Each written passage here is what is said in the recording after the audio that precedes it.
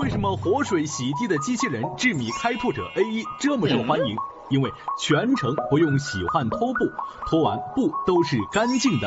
滚刷在拖地过程中是一边拖地一边清洗，拖到的脏东西会及时被吸进污水箱，不会残留在拖布上。同时，全程由600毫升净水箱给出的净水对滚刷进行活水清洁，拖布全程干净，不用洗换拖布，每一处地面都是干净的。